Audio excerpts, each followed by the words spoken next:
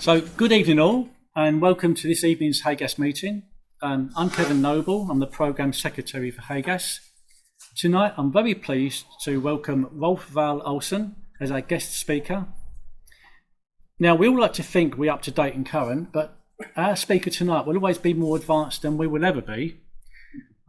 And we can't do much about that because he is talking to us from Auckland, New Zealand, where it's currently 9 a.m. Thursday morning for him. So, you know, that's very nice of him, Rolf, to give his time up for us in the morning.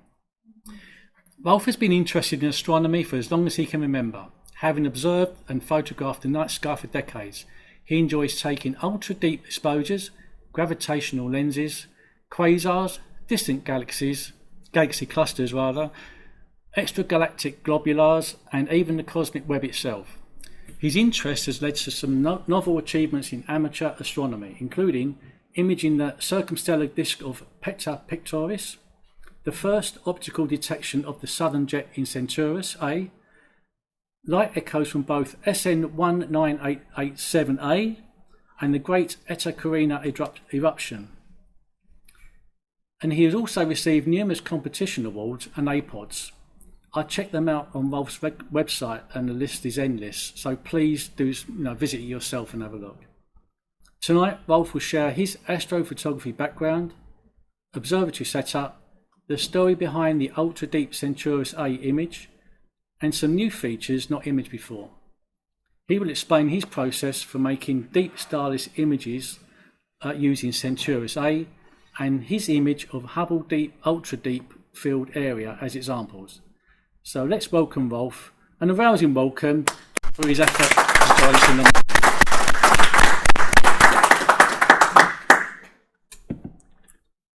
Thank you so much. So first, a little bit about myself. So I grew up in Denmark, not far from the UK actually, and I have been interested in astronomy ever since I was little. I moved to New Zealand in 2003. Basically for the scenery, the climate, and of course the southern night skies was a nice bonus. We have the Milky Way going straight overhead down here, and it's fairly dark. I live in what's called the Waitara Ranges, which is like an area just west of Auckland. It's sort of a rural suburban boundary.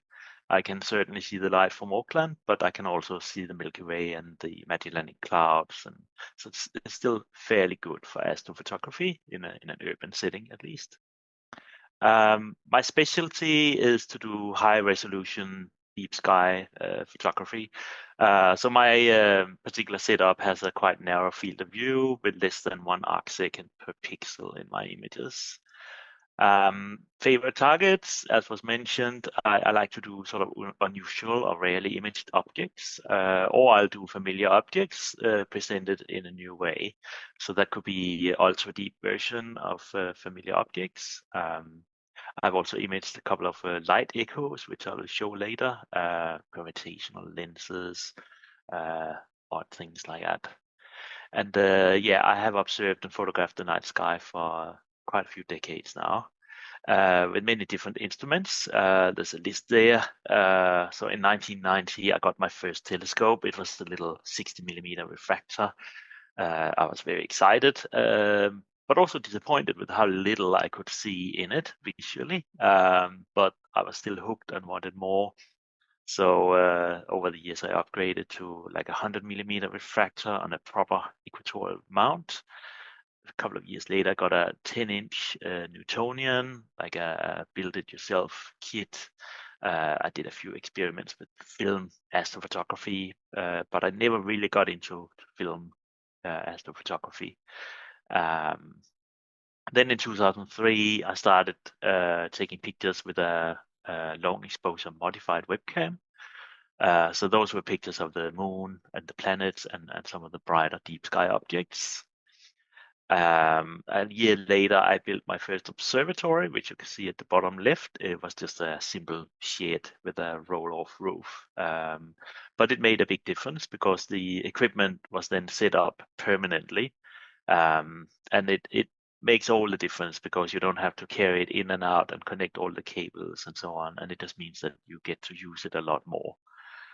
And since then, I've been building more observatories, really just dictated by when we have moved to another property somewhere, and I've had an opportunity to build something else. So slightly bigger observatory in 2008, a more substantial building, but still roll-off roof.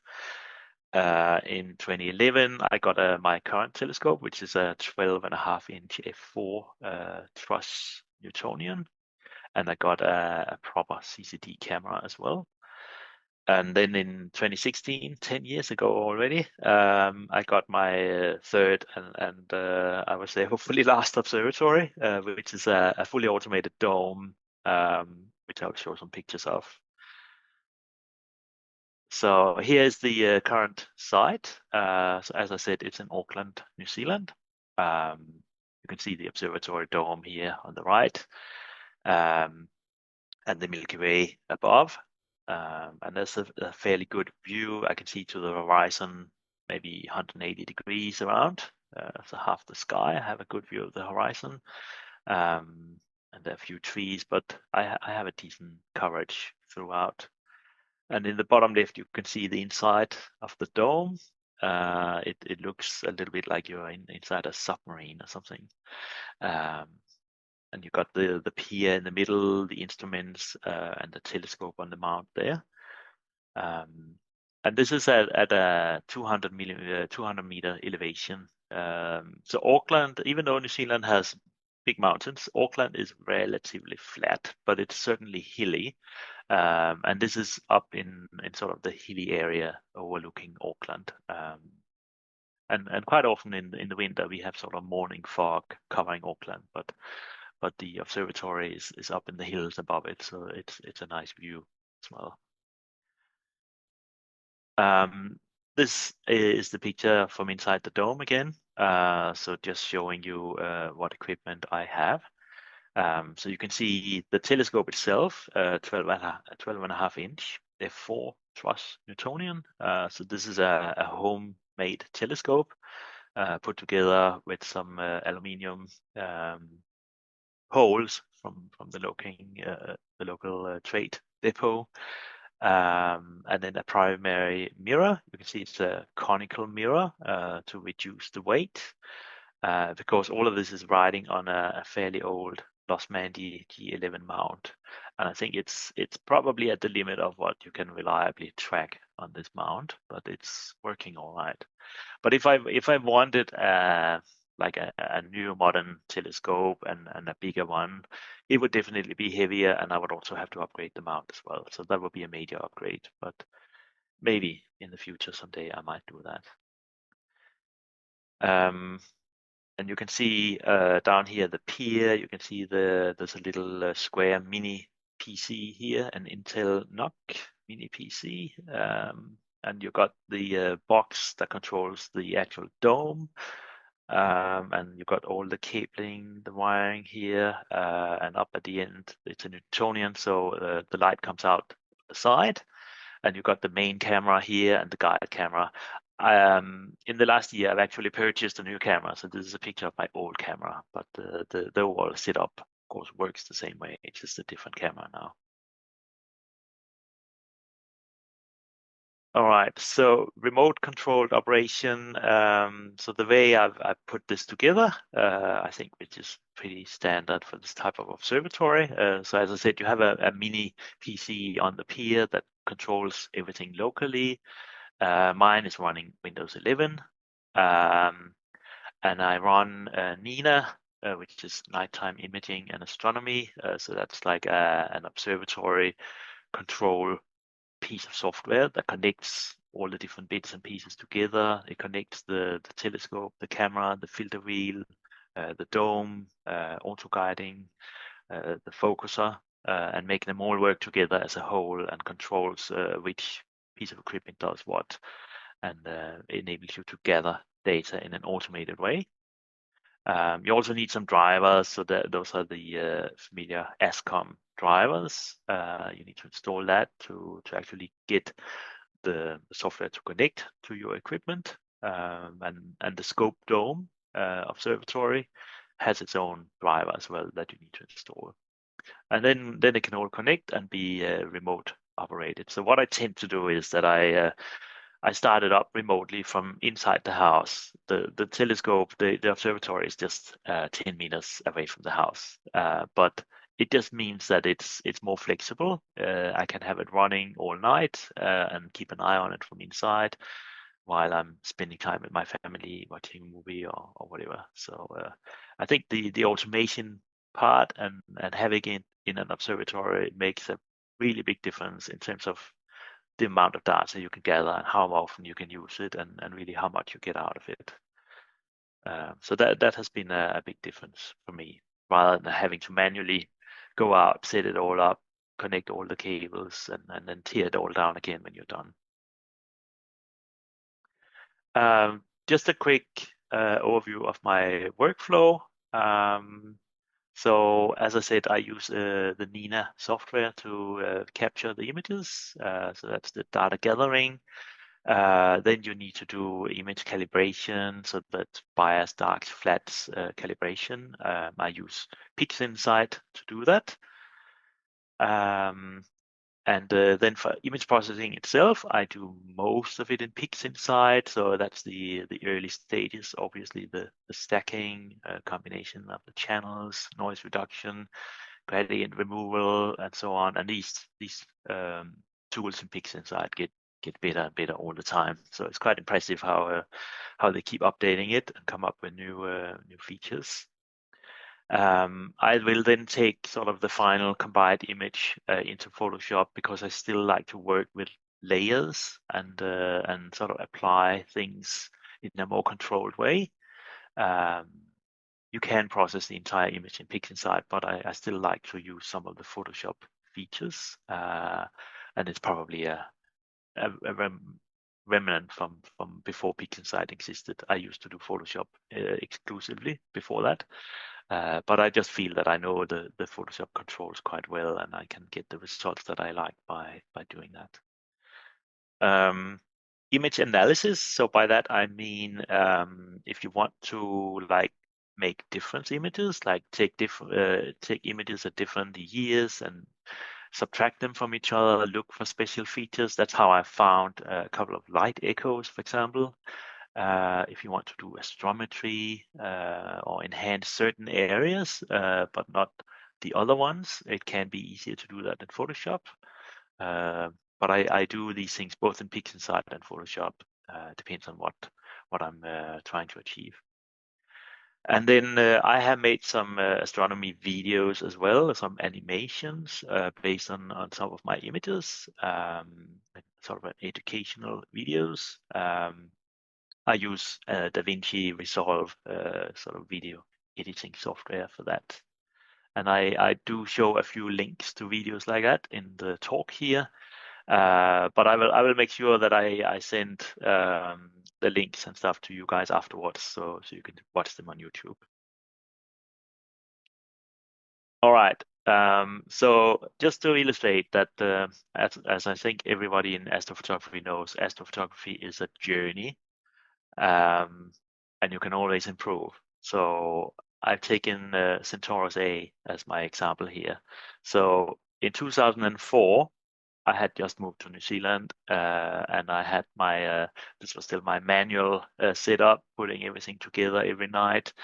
And I hooked up my little long exposure modified webcam to my telescope, and I took this picture in the top left. You can see it's very grainy, not much detail. It's a horrible picture, but I was super excited. I could see one of the most prominent galaxies in the southern hemisphere. And as a child, I had a poster on my wall of Centaurus A. And so it was really special for me to actually stand there in the southern hemisphere, taking a picture of it and see it for myself. That was a unique experience. But then over the years, I got better equipment. So 2012, this is an image taken with a real CCD camera. So of course, you can see a lot more detail, better color definition, but there's still quite a long way to go for a good image by modern standards. 2013, I took 120-hour image. So I think that was the first image with more than 100 hours of exposure in the world. So obviously you can see lots of detail here. You can see the shells around, and you can see some of the jet features. In 2018, I updated that, got some hydrogen alpha into it, so even better, and then reprocessed the whole thing for better result. And then in 2024, I did a mosaic of ultra deep exposures and a lot more narrowband, and you can see the entire jet. So I'm going to show you these details in the following slides. But yeah, the point is that it's a journey, and it's always fun, and you can always learn new things and become better. And I'm sure that my latest image here will certainly not be the final image. Okay, so my approach to these kind of images has been to get as much data as possible, and in order to do that, you need to plan your imaging sessions. You need to think about where your target will be in the sky, not just at any given night, but like over the season where it's visible. So consider what is your optimal exposure time, like in terms of how many minutes is the optimal for your particular telescope and camera. There's some online calculators, and PixInsight as well can help calculate what is your optimal exposure time. For me, it is around 5 minutes per subframe. So that's what I've stuck with for quite a long time. And so you just take lots and lots of subframes, and then you combine them into one image that has less noise. But to get as much data as possible, as I said, you have to plan through an entire season. Consider the altitude of your target, when the meridian flips are gonna happen. You know, whether you should image more before the flip, after the flip. It probably depends on whether you have some light pollution in a particular area, for example, or if you have trees blocking the view. The moon phases will change over months as you gather images on one target. Obviously, weather will change. The seeing will change. So I try to take luminance when the seeing is best. So if I notice that the seeing is really good one night, I will just switch to just take luminance, because that's the channel that really defines how much detail you're going to see in the final image. And then when the moon is up, you can actually still keep going. So you can, of course, gather narrowband imaging. Of course, your target may not have anything interesting showing in narrowband. Then you can take some other narrowband target. But in the case of Centaurus A, for example, they are the jets. So I was able to gather data pretty much constantly, either in normal optical filters or narrowband. In the past, I have also gathered data using near infrared, and even the red and green channel can actually be used, even though the moon is up. Not quite at full moon, I would say, but like in the early phases of the moon, you can still get decent data in red or green, I find. And yeah, as I said, if it's full moon and you have no other choice, you can always switch to some bright target, a globular cluster or something like that. So there's no excuse for not gathering data as long as it's clear. And these pictures here are just screenshots. I just try to show how I keep track of what I'm doing. So up top left here, it's a spreadsheet. So it's very small, obviously, on the screen, but it's just a list of the different dates, how many frames I have in each channel, and it'll just sum up how many hours I have in each channel, and I can sort of see where I am and where I'm missing some data, so I can adjust my my scripts for the observatory to then gather whatever is remaining, right? And at the bottom left, you can see this is from Maxim DL, which I'm actually not using these days because Nina does it all. But you can see the image acquisition is ongoing.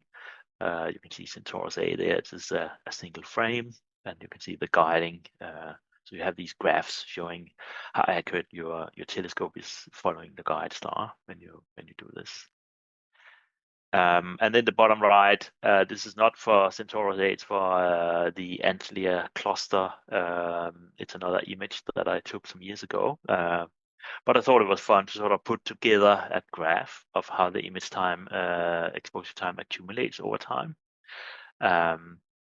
So you can see the white is the luminance, and then you have red, green, and blue. So this is like on any given night, how much data did I what's the accumulated amount of data, right? So you can see that, for example, here the luminance shoots up quite sharply. So I suppose it was when the moon was not up, conditions were good. I went all in on the luminance, and then later on you can see how the red, green, blue, and the purple here, that's hydrogen alpha, how they start going up.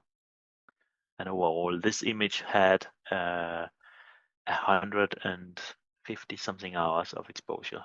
So that was my longest exposure at the time, but this is a few years ago now. And I just wanted to show what the point is of all this exposure time, because when I started up with astrophotography, it was exciting to jump from target to target, try to get as many different things as possible, and it was exciting just to see something appear on your screen. But over time, I've sort of started to focus more and more on making fewer images, but making them higher quality, deeper images where you can see more features. That's what I find particularly interesting these days. So here's an example. This is from that Antlia cluster extreme deep field image, 152 hours it was. And I'll show that image as well next. This is a little crop. So there are eight of the same crops here. So you can see at the top left, it's a single frame, 5 minutes. This is one of the galaxies in the field of view. So you can see it's pretty much all noise, and you see the galaxy and the core and a little bit of the spiral arms here. Then you go to 1 hour, 3 hours, 6 hours. So it's more or less doubled for every one that we move forward here. And the final one here in the bottom right is 103 hours combined luminance imaging. So you can just see how the noise disappears.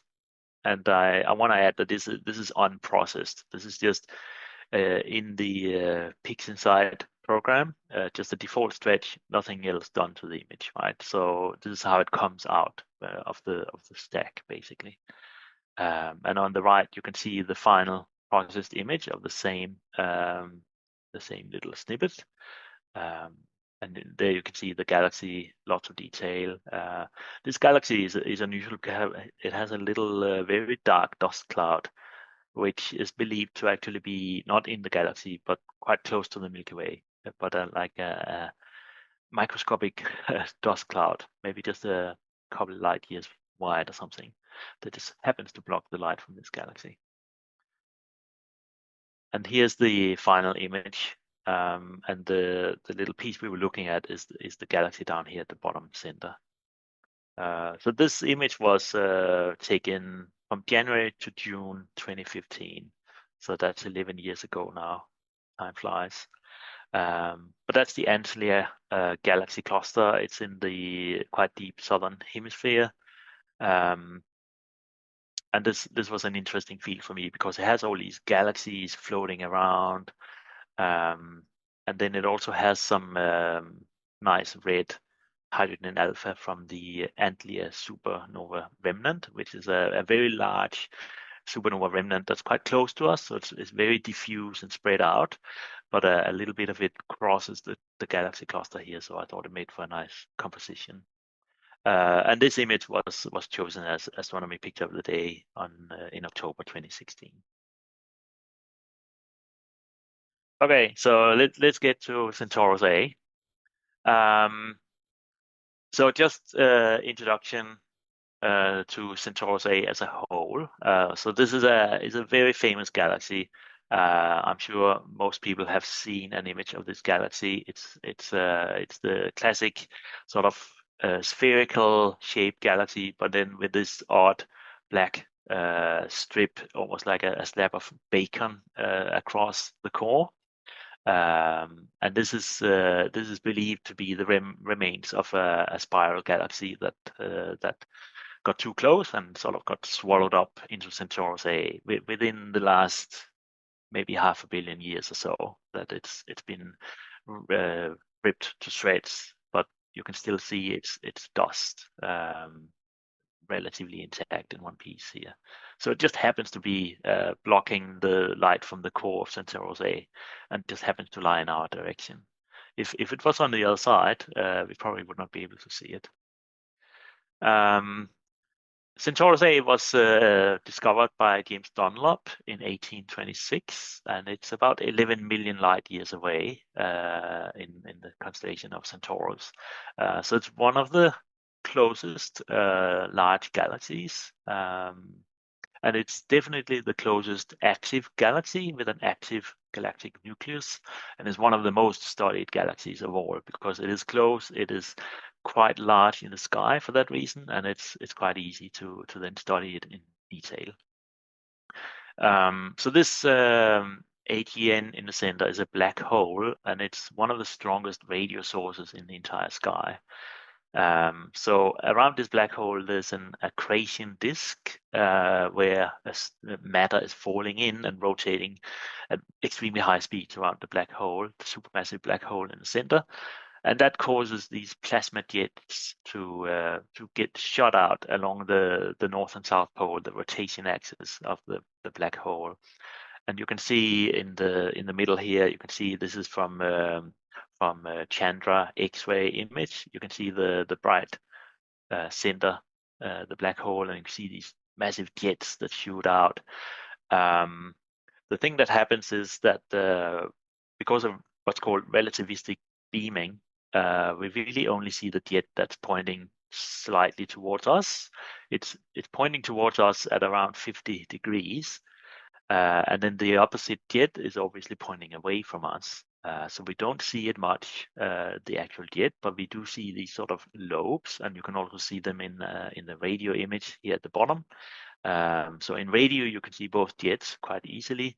In X-ray and optical, you really primarily see the one that's pointed towards us. And on the bottom left, this is a radio image. It is a bit deceiving because the radio image here is at an extremely large field of view. So it's about 10 degrees wide, where the other images really just focus on the core of the galaxy. But you can see that it's like 10 degrees or 5 degrees each jet in the sky. So if we could see radio waves, this would be a massive object in the night sky. At the bottom left, there's a Hubble telescope close up, and this image, you can find it on the Hubble website and other places. I recommend you find it yourself and have a look because you can zoom into this and see all the individual stars. It's just amazing. But this image is of course just a little square of the center of the galaxy here. It's around in here. At the top right is I think this was also an A-pod once. This was when all these shells were discovered.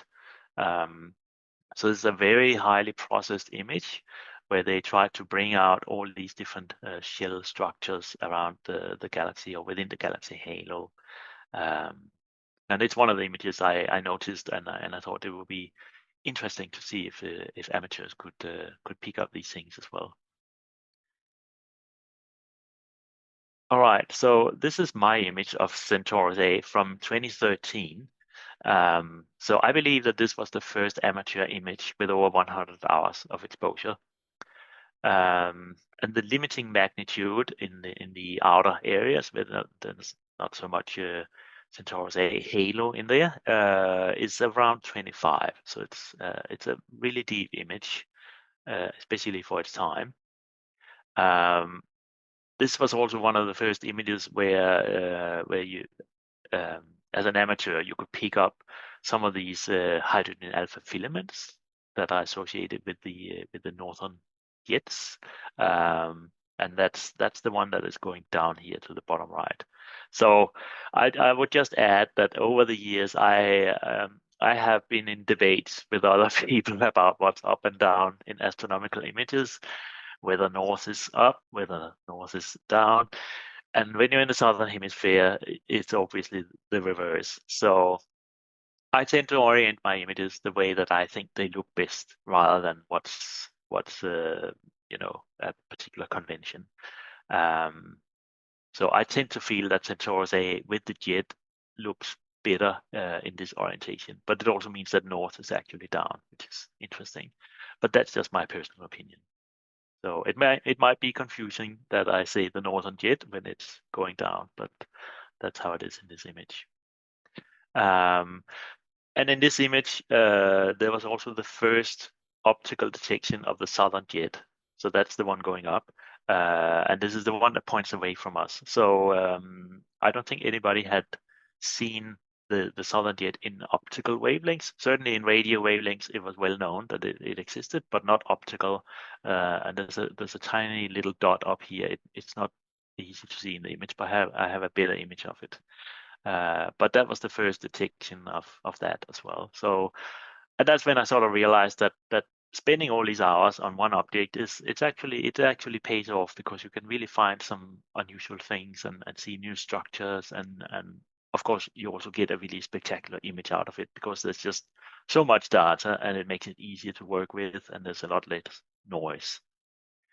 And in this image, I counted how many globular clusters of Centaurus A. So I compared with catalogs of its globular clusters. So it has thousands of globulars, where the Milky Way only has maybe 170. So in this image, there are 709 of the known globular clusters of Centaurus A. So that's just amazing. A lot of these little faint dots are actually globular clusters.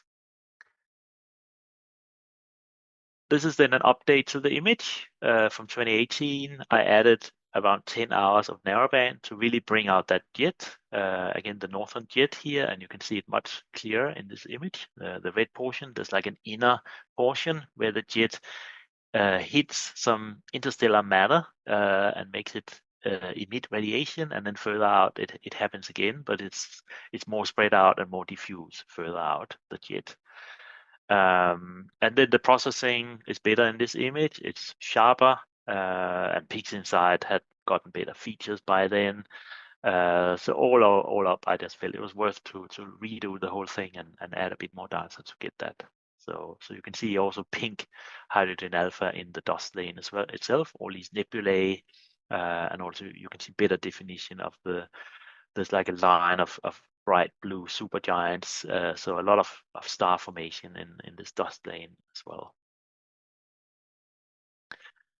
Okay, so this is the one I mentioned about the optical detection of the southern jet. So that was in the first image in Centaurus A. So on my website at the time, I wrote about it, but I had no access to professional scientific data, or I could not find any articles or anything, any papers about this.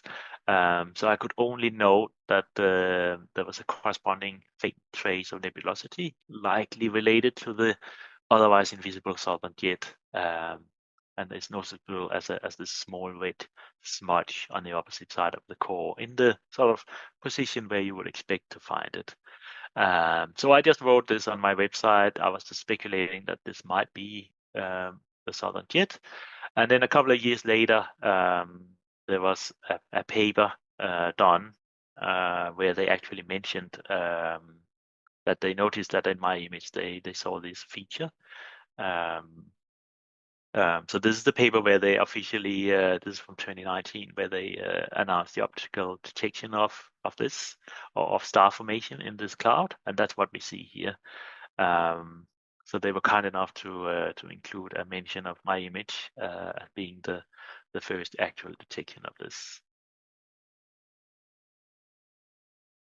All right, so now I had done this image and improved it as much as I could, and of course, the thought come up because Centaurus A is such a large galaxy in the sky that it would be nice to see more of it, the outer halo, the full extent of it, and of course other people had done that as well with wide field photos.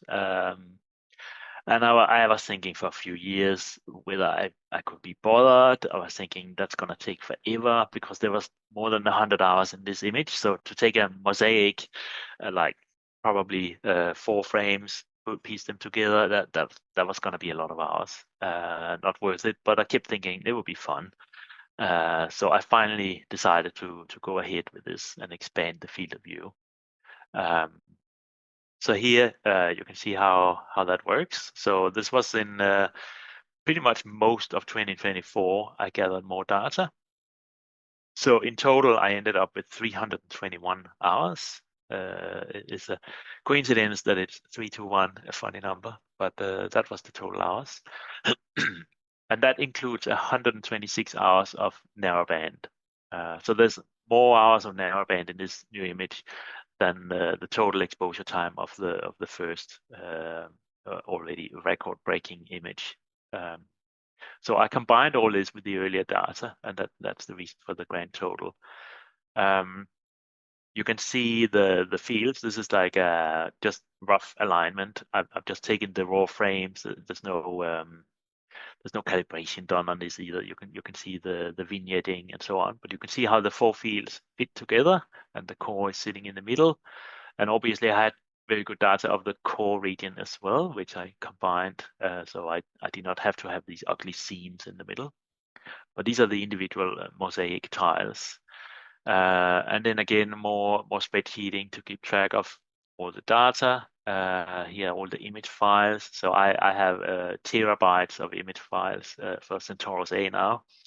And I keep it all because I'm sure that in a couple of years, there are better image processing abilities as well. And it's good to have all the individual files and be able to combine them again with new methods. Because you might get a better result instead of just saving the stacked image. There might be better rejection algorithms, better statistical algorithms to combine these things in future versions of PixInsight and so on. So what I was really interested in this image, apart from the larger field of view, was to get a really good picture of this southern jet. And on the bottom left, you can see hydrogen alpha. This is a single frame of 15 minutes exposure. I don't know if you can see it well on the screen, but you can see the Centaurus A core at the top of the image here, and then the faint phase of the inner filament, and then the outer filament sort of extends down here. It's hard to see, but it is there in the single frame. Bottom right is then 73 hours stacked and then starless. So I removed the stars with an AI algorithm, and that's done to really be able to focus on just the nebulosity and see where it really is. Because when all these stars are there, they make it hard to really see the fine gradients, the fine faint structures. And now you can see the jet looks completely different. There's a lot of material. It almost looks like a lightning or something. It's really coming out everywhere, almost like a flower here. And there's a lot of material, and it extends very far out. So that's what I really wanted to focus on and get a good image of that. So this is the final combined image, the mosaic. So 321 hours. And this is sort of the traditional version with the stars as well. And you can see the jet going out there. And this is a quite high resolution image. It's like, I think, around 4K resolution. So there's a lot to see when you zoom in. And then I did a number of different versions of this because I had so much data, and I started experimenting with how to present it in different ways and really get the most out of it. So I also made a starless version. But normally, when you use these star removal tools, they're typically AI algorithms these days, and they will just remove anything that has the profile of a star. So the point spread function is that of a star, and it'll detect that, and it'll remove it. And that works fine when you want to isolate nebulosity and so on. But what I wanted to achieve was an image where the foreground stars were removed, but where all the all the true extragalactic objects were actually preserved. So distant background galaxies that are really also just a dot and look like a faint star, I wanted them to remain. And I wanted to make sure that the image shows what's truly out there in this field of view, just with the Milky Way stars removed. So that's what this shows. And you can see there are countless little dots everywhere, and all of them are truly background galaxies, out to like 12 billion light years away. So I think that's quite amazing to see that and realize how rich the universe really is. And I have a version here with some annotation. It's probably a bit small on the screen, but I'll just talk you through it.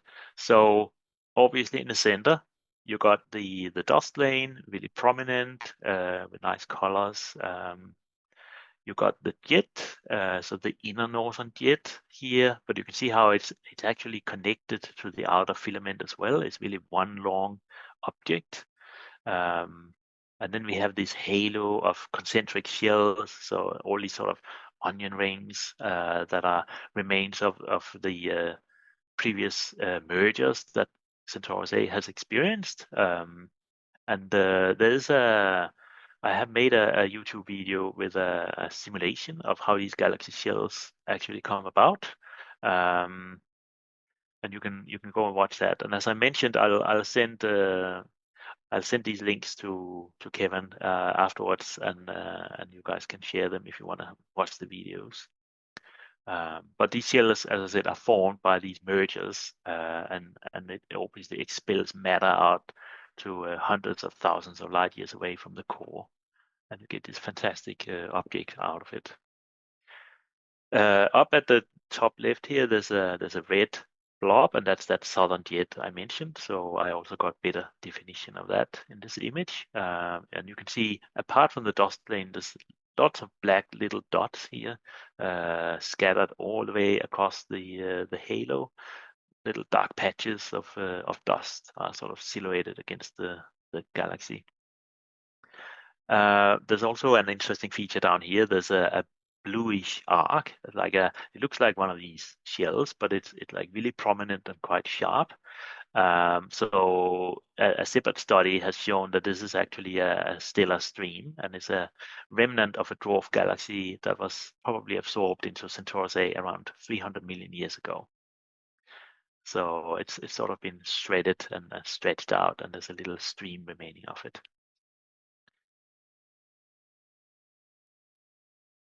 And this is a close-up of the center of it, so you can see a lot more detail here. You can see the jet is full of detail, and you got the blue oxygen 3, the red hydrogen alpha. There isn't anything going into the core here, and that's what I've been looking for lately, which I've also found. So I will show that as well. But it is hard to sort of distinguish from the glow of the galaxy. This is a fairly bright galaxy, so these features in here they drown out in the glow from the core. It's hard to really pick them up. You need a lot of exposure time and do what's called a continuum subtraction to pick that up. Here's another video. So this is one I made in the last year. This is with my latest version of the image, which has even more detail than this. And I've turned it into like a proper 3D scene, as Centaurus A really looks like. And you fly towards the galaxy, leave the Milky Way, and you fly around the black hole, and you can see all the structures. So I really recommend you have a look at that. I'll share the link as well. But yeah, go and have a look at that at some point. And here's just the jet from end to end, right? So you got the core of the galaxy here. You got the northern jet coming out, extending far out to the right.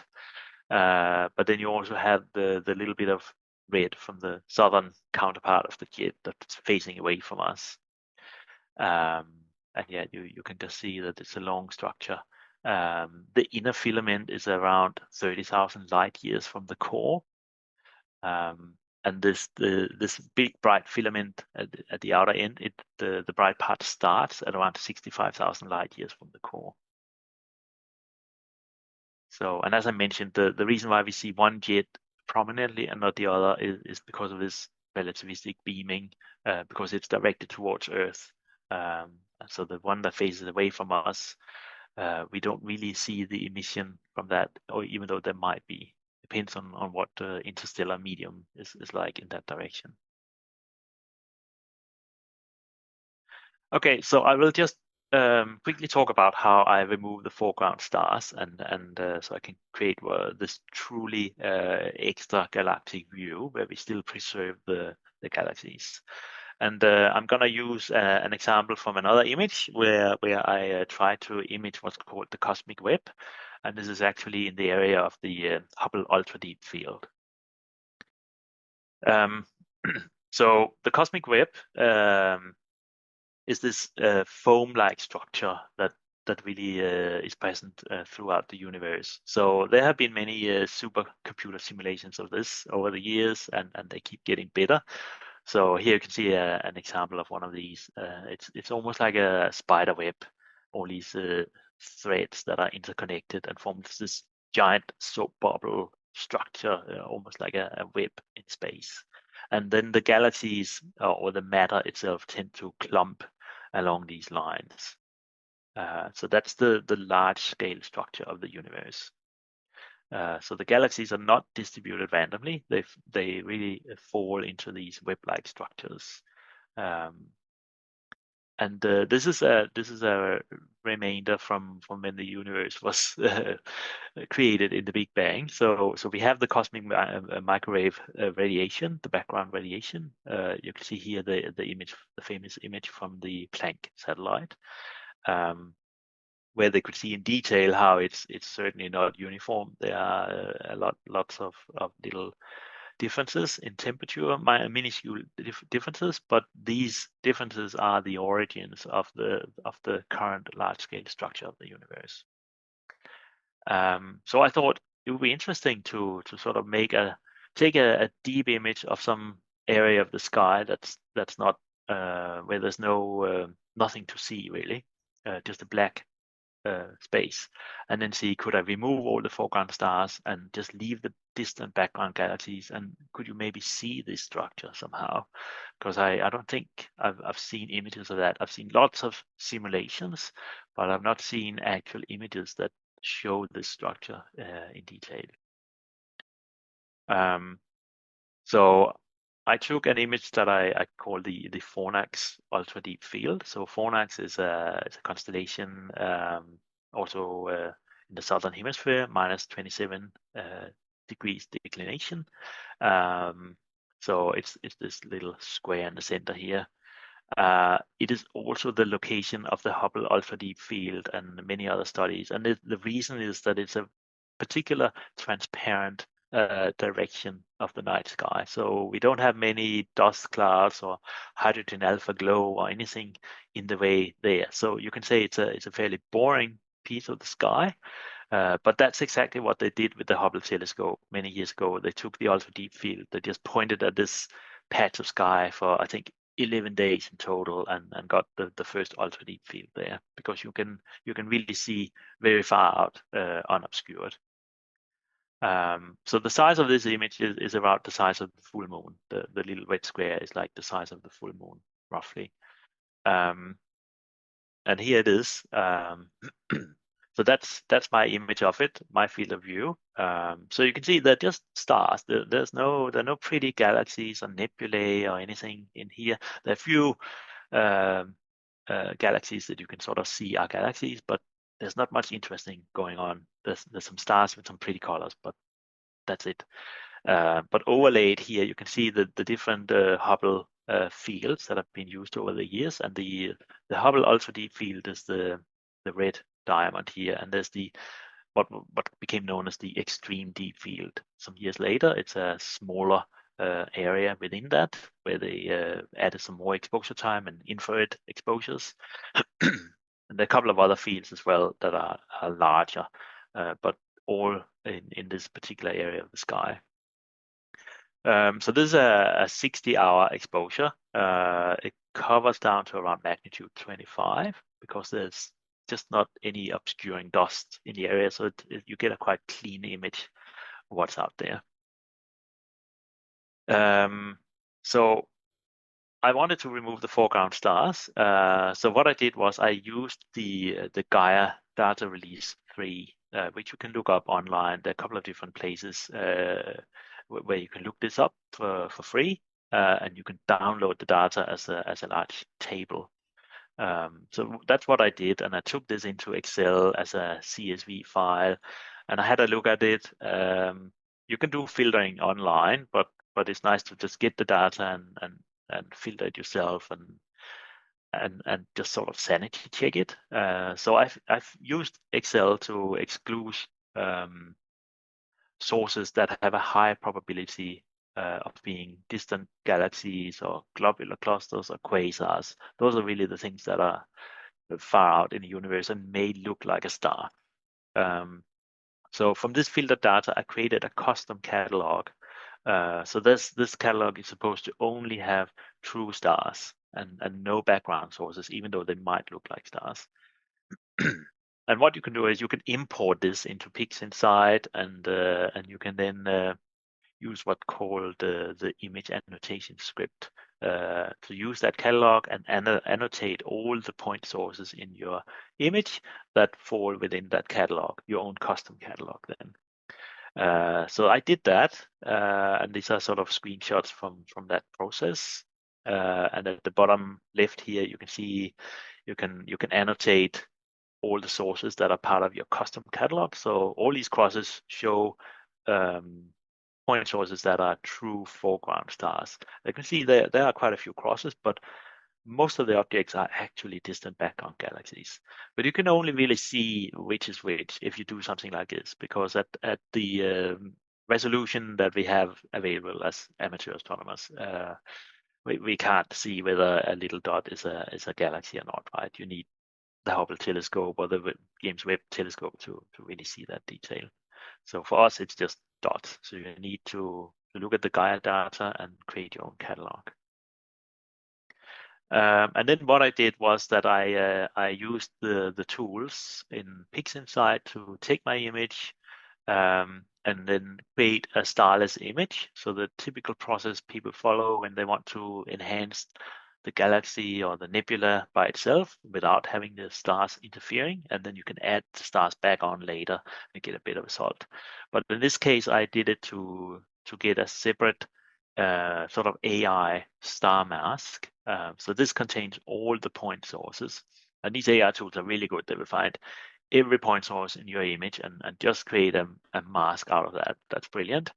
But what I needed to do was to then remove all the things in this mask that were actually background galaxies, because the AI tool does not know, it does not have the catalog knowledge about what it truly is. It just sees there's a point source and it's gonna include it in the mask. So this is where I could, in Photoshop, compare with my annotated image with my own custom catalog from the Gaia data, and then remove all the things from that AI star mask that were not foreground stars. So that left me with a star mask that I called my Gaia star mask. So this is a mask of the things that are in the Gaia data and are confirmed as being actual stars. So on the bottom left here, you can see this is the final star mask. So this is my image, but only with the foreground stars. Everything else is gone. I hope that sort of makes sense. So what I can do with that is I can take my original image, I can subtract the custom-made star mask that I created, and what I should be left is just the background, right? And this is what you see there. So the bottom right is the background image. Every single dot in this image is a background galaxy. And there's more than 20,000 in this little frame, which is like the size of the full moon in the sky. And it's quite quite cool because once you have separate layers like this, once you have the background and the foreground, you can start actually making a 3D scene, and you can create a video out of it. And I did that where you can fly through the foreground stars and and you can see the background out there. So I have a video of that that sort of also talks about what the cosmic web is. So I recommend you have a look at that. I'll share the link afterwards as well. So just to show you what it looks like, here's the original image, sort of pretty bland, just a few bright stars, nice colors, but there's not much going on in the image. But take the foreground stars away like this, and this is the background, and it actually impressive how most of the image is actually the distant background. If you go back again, you can see the foreground stars are added, and they are removed again. And I then feel that in this image, which is only distant background galaxies, you can start to see structure. It's not completely random. It doesn't look like white noise. It looks like the galaxies are sort of following some threads in space. They're clumping together. There's definitely some structure there, right? And obviously, with a wider field of view, this might become even more obvious. So, but I find it really fascinating that every single point of light here is a galaxy, confirmed by catalog data from Gaia. And as I said, there's more than 20,000 galaxies. So I looked at the catalog data. So the furthest redshift of these, one of these points is 3.35. So that translates to roughly 12 billion light years away. So it's just incredible as an amateur astrophotographer with a medium-sized telescope. You know, you can actually take an image like this and look almost to the edge of the observable universe. And then for fun, I calculated at that distance, the field of view is like 150 by 110 million light years, roughly, at that distance, right? So it's a very large piece of the universe we are looking at, and that's why you begin to be able to see this large scale structure. Just to compare, since we are talking about the Hubble Ultra Deep Field and it is in the image, I of course wanted to compare what can I see in my image versus what's in the Hubble Ultra Deep Field. So the Hubble Ultra Deep Field is this dark diamond-shaped area, so full of galaxies on the right. That's the Hubble image. Obviously, the Hubble image has much higher resolution. You can zoom in and see better details. But in terms of how many galaxies are in there, it's quite interesting that when you look at my image with the foreground removed, there's quite a good overlap here, and I think I counted around 190 galaxies just within the little roughly 2x2 arc minute Hubble Ultra Deep Field area. So again, as an amateur, it's just amazing to be able to see these things for yourself with a bit of dedication, right? So here, I'm just trying to show, so this is back to the Centaurus A image. So at top left, you have this is a cutout of the main image. So all the layers combined, this is part of the beautiful jet, of course, and you can see some of the shells in the halo here and some stars and galaxies. So if you remove the foreground stars in the same way, the true foreground stars filtered, so we don't remove background sources, then you can get an image of just Centaurus A and beyond, right? And that was the one I showed earlier. And that's where I think it gets really interesting, because you get an unfiltered view of this object as it truly appears if you were flying outside the Milky Way. And you can do all kinds of interesting things when you have these layers separated, right? You can make an image of just the extragalactic sources, right? So remove Centaurus A as well, just see the background. I have made another version of the image, which is Centaurus A alone with its globular clusters and no background galaxies and no foreground stars. And you can get the Centaurus A structure alone, just the shell of the halo, because the narrowband data is a separate layer as well. And at the bottom, I'm just showing you have the H alpha, you have the oxygen 3, and you combine them into this more colorful image. But there are all kinds of things you can start doing once you split it up into layers. But it's a bit of a process to get there. But I think it's worth it when you have an image with lots of data of an interesting object. So this is what I mentioned. This is Centaurus A. It's a close up of the center. But here you see Centaurus A, the dust lane, the jet, and then you see quite a few dots. But this is just globular clusters. There are no foreground stars. There are no background galaxies. So every dot here is actually a globular cluster of Centaurus A. So this is how Centaurus A truly looks like as a system. And it's amazing how many globulars is in there. Okay, so this is what I've been up to lately in 2025. So I've been gathering more data. I mean, it sounds like it's never enough, and I guess it never is. You can always go deeper and find more, and equipment gets better over time and so on. So I like to carry on with this as a bit of an ongoing project over the years.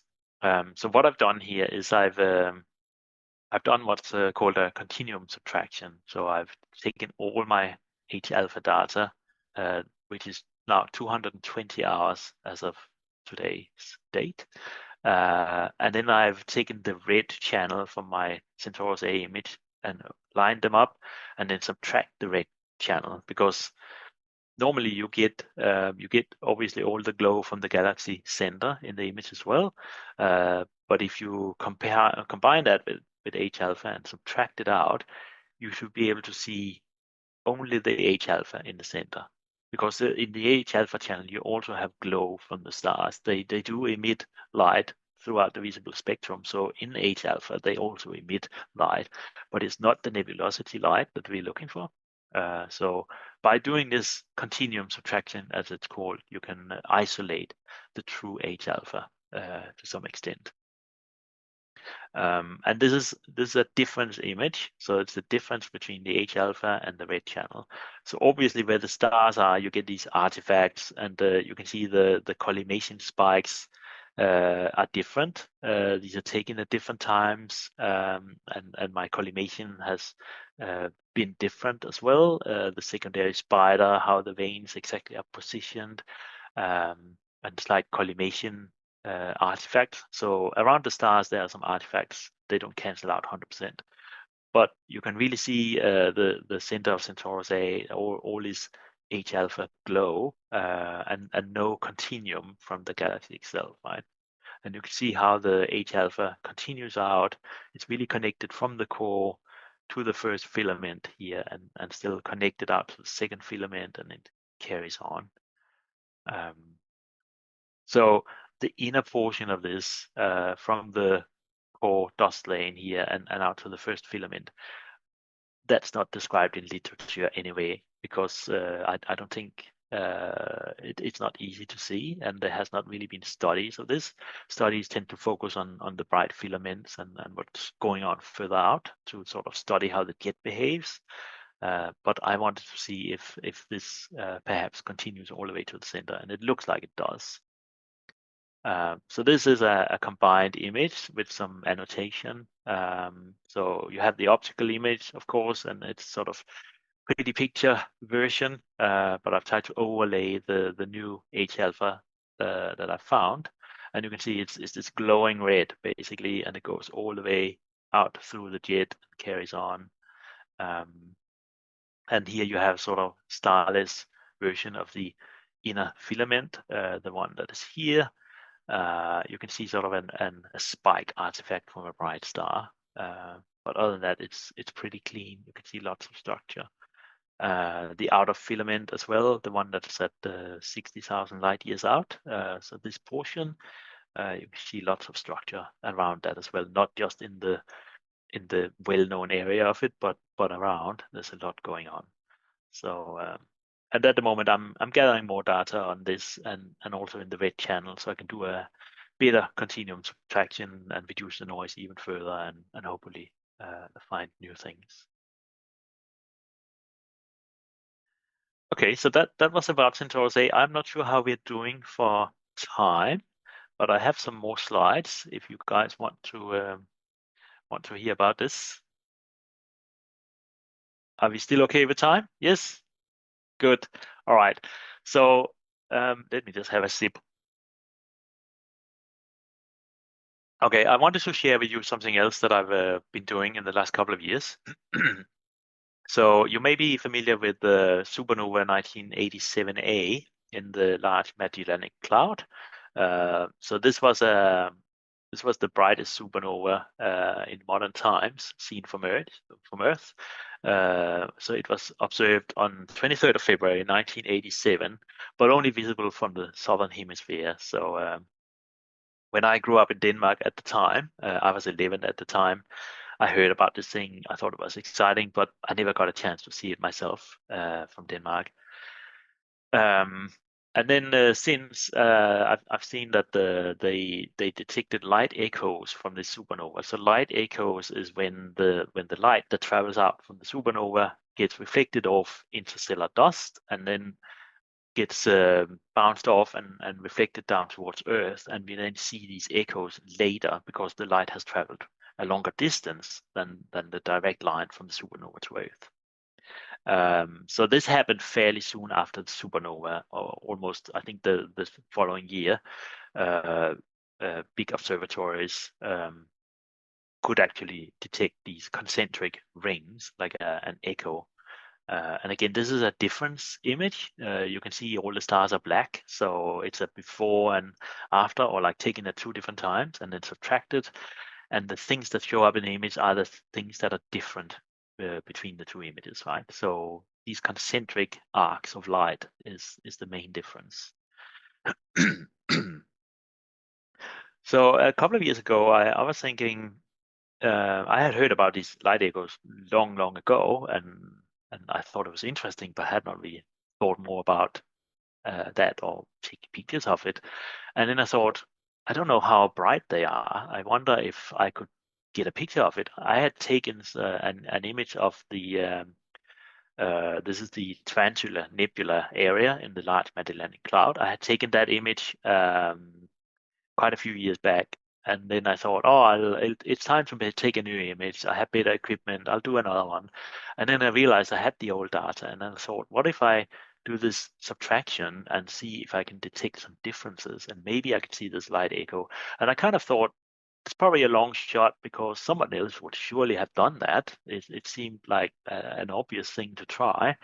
Um, so I thought I might not find anything, but it was worth a try. So I had my image from 2012 and I had my new image of the same field from 2020, and I did the difference. And as you can see at the top right, I could immediately see these light and dark arches centered around the position of the supernova. So I was just astounded that this was right there. Did not really require much exposure time. I think there's around 10 hours exposure in each image. So it's not a ridiculous amount, really. So what you see here is so the difference, right? So the light areas are the ones that were bright in the early image. Depends on how you do the subtraction, and the dark areas are the ones that were bright in the other image. So you can clearly see that there are these concentric arcs that have shifted in position and sort of shifted in appearance slightly as well, but they're clearly moving outwards. So in the bottom left, I've just annotated the supernova position here and just highlighted the arcs. So the 2012 position of the light echo are the blue ones, the blue circles, and then 2020 you have the yellow. So this structure or this apparent light echo seems to move outwards from supernova in 1987. But as you add, they keep you will see rings that keep being produced as it appears by the supernova. It's not like there's only these ones and they keep moving out. New ones will appear close to the supernova as well. It really just depends on whether the light gets bounced off some interstellar dust. And also in here, I thought it was funny to sort of calculate the apparent motion of this. So the shift roughly in the image was 47 pixel. And so at my image resolution in this one, which is 0.76 arc seconds per pixel, it's about 28 light years at the distance of the supernova. But there's only 8 years between the images. So this is where you get this funny effect of apparent superluminal motion, faster than light motion. So in 8 years, it appears that this light has moved 28 light years, which should not be possible. It is really just an illusion due to geometry and the way we think about light. And I have a slide that explains how that actually comes about. So this is the main color image where I have then overlaid the light echoes that I found. So this little pinkish dot here is the actual supernova remnant. And the Hubble telescope has taken a great image of this many years ago, sort of two concentric circles that seem to expand, but it's very small. It's a couple of arc seconds wide, so it's not really an amateur target itself. But the light echoes are quite large and easy to find. So here they are superimposed on the Tarantula Nebula area, so you can see where they are, and the echoes are almost as big as the core part of that nebula. And this is an animation of the echo, so 2012 versus 2020. So I hope you can see that there's a difference, that the echo sort of seems to expand. So again, what we are looking at is really this expanding sphere of light, where some of it gets bounced off dust in the Magellanic Cloud, and then gets bounced off towards Earth and hits us at a later time. Later on, I also did detect another light echo. So in the southern hemisphere, we have the Carina Nebula and the star Eta Carinae, which is a very unusual star. It's perhaps one of the stars that will go off as the next supernova in our galaxy, but obviously this could happen in a million years, or it could happen tomorrow. We don't know, but it is one of the candidates for the next supernova. It's a very unusual star, a very massive star, and there's a lot going on near the star. It had what was called the Great Eruption in the 19th century, where it was actually one of the brightest stars in the whole night sky. And these days, it's only just barely visible with the naked eye in the Carina Nebula. So a really big magnitude difference. So I started looking around, and I noticed that with the Hubble telescope, there has been found a light echo associated with this eruption that happened in the 19th century. So it's not a supernova, but it's like almost like a nova eruption of Eta Carinae.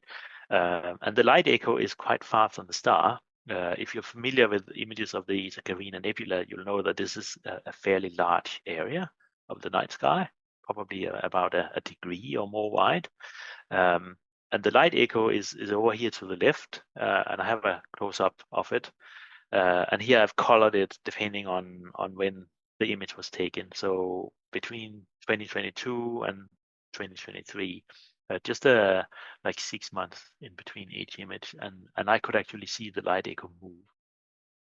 So I was looking in the area where the Hubble telescope found the echo, and just predicting out to where I thought it might be based on how it seemed to progress through space, and then looking at that location, I did find this echo. And here's an animation of that. So I have 3 images. I do have some more frames. I have taken some later observations as well that also show the echo in a new position, but I've not updated this animation yet. But on the left, you can sort of see how the echo seems to move down. And on the right side, you can see I've color coded it. So blue is February 22, yellow is March 23, and then the red is December 2023. So the echo is clearly moving quite fast, but again, it is just an effect due to geometry, which I'll show as well. So just to explain how it works. So if we take the supernova 1987A as an example, so I try to line up with this diagram. If you have the Earth and the supernova, our direct line of sight, and that corresponds to the supernova in the middle here. So these concentric rings that I was able to see, they are the light echoes, and they happen because obviously light from the supernova would expand in all directions in space equally. But at some point, the light echo, the light will hit an interstellar dust cloud or a slightly more dense area in space, and some of the light will then again be reflected in all directions from this point. That means that some of the light will end up on Earth where we can see it, but it means that light path is longer than the direct line of sight. So the light that we see in this location will appear to arrive later, and that's the echo effect. That's the delay. Now, just based on math, every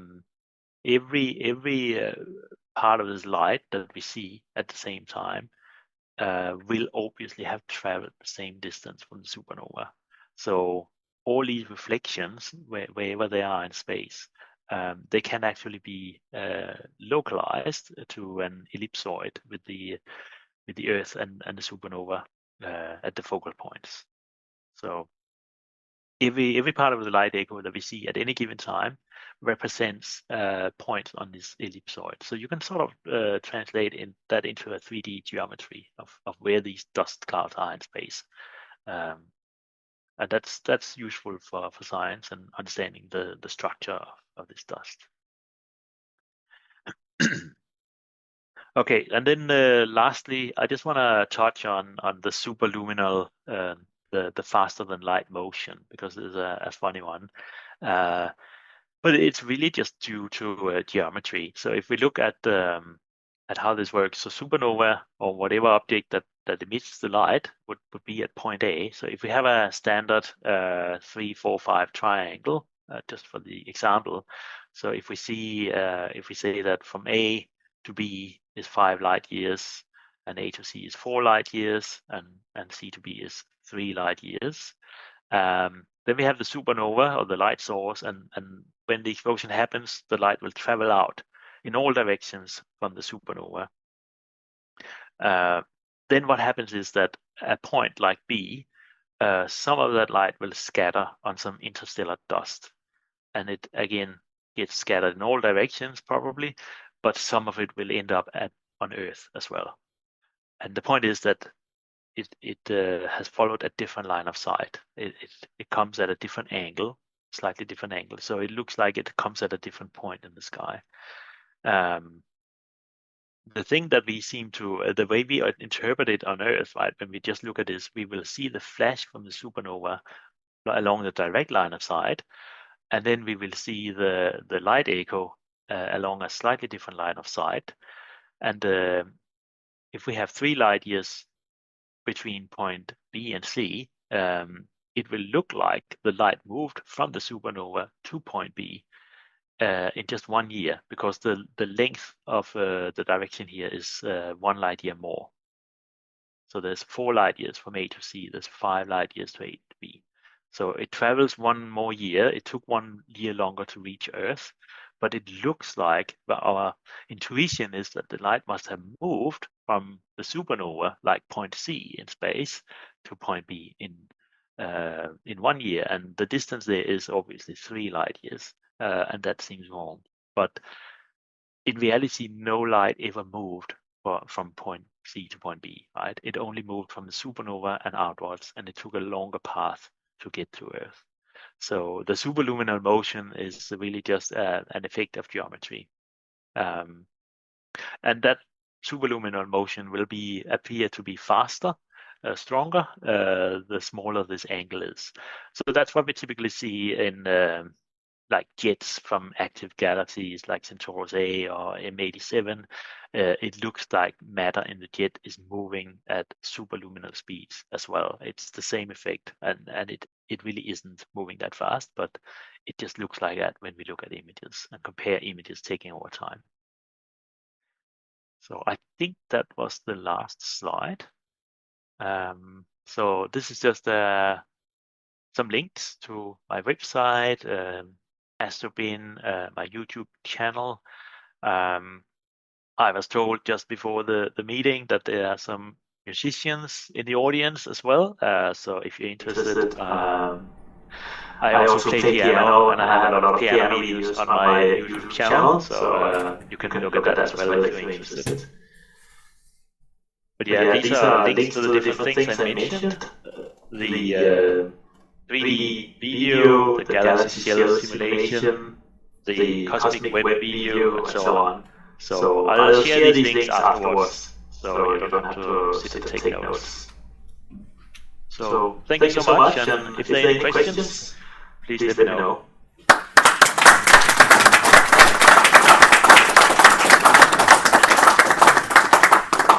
I'll stand this side of the camera so you can see me, Rolf. That was truly remarkable. Absolutely outstanding images.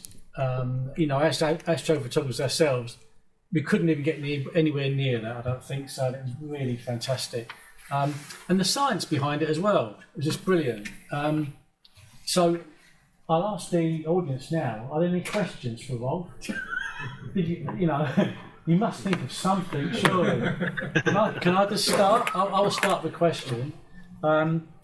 So I think Centaurus A, you've grown up with, and it's grown with you. So is there any point in the future that you might think, I'm going to part company with Centaurus A, or are you going to keep digging and building more? Yeah. Well, it's always the diminishing return to some extent, right? Yeah. But I still feel that I can find new things and push the boundaries, and that's what's happening with this jet, for example, and the continuum subtraction. So that's what I'm trying to do at the moment, getting as much data as I can and try to make that image better. And but yeah, I will eventually reach the limit of what my equipment can realistically do, unless I have thousands of hours or whatever. So yeah. Rolf, I have a quick question. Well, first of all, could you unshare your screen so that we can see it? Yes, I will do that. Great. So mine is a sort of very practical question. You're in New Zealand. Do you get affected by earthquakes at all? And if so, how does that affect your telescopes and your collimation and everything? Yeah, so I have not been affected by earthquakes as such, but I have felt a faint earthquake. This is many years ago now. But in Auckland we are not really subjected to earthquakes. But as you probably know, we had a major earthquake in Christchurch on the South Island quite a few years ago now. And I remember there was a picture taken by another amateur astronomer who was doing I think supernova search. So he had his automated search going every night, and the earthquake happened during one of his images. And I think he showed an image where it's all you can see all the stars have moved in the frame while he took the picture. And then the following frame, you can see that his whole setup has shifted a bit and is pointing in a slightly different direction. And that was because of the earthquake. So that was quite fascinating. Different take on it. Any more questions, anyone? Come on. Must have a question now. Okay, I've got one more.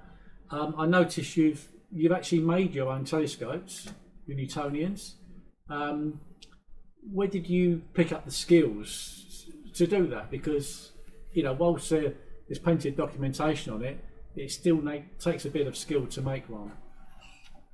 Yeah, so I would say I have not made the optics. I've not made the mirror itself. I purchased that.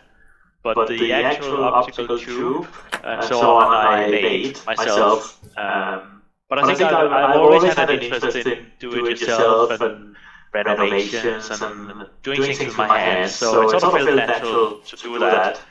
And it also meant I was able to build it as light as possible, cut down on the weight, and it means I could run it on my Losmandy mount. So yeah, I think I've always been interested in creating stuff like that. And doing a telescope is just an extension of that. Yeah. Well, But I've never tried to actually grind a mirror. It would be something fun to do, but I haven't done it. Well, certainly it's brought you a lot of, productivity from those telescopes for sure. We've seen that tonight. Any more questions, anyone? No? Okay, well, thank you, Rolf. Thank you for joining us. It's been really nice to hear from you, and we wish you well and clear skies. And, Thank you so much. You're most welcome. I hope it has been interesting and that you guys find it exciting and inspiring. Definitely. Okay, well, thank you very much. Thank you.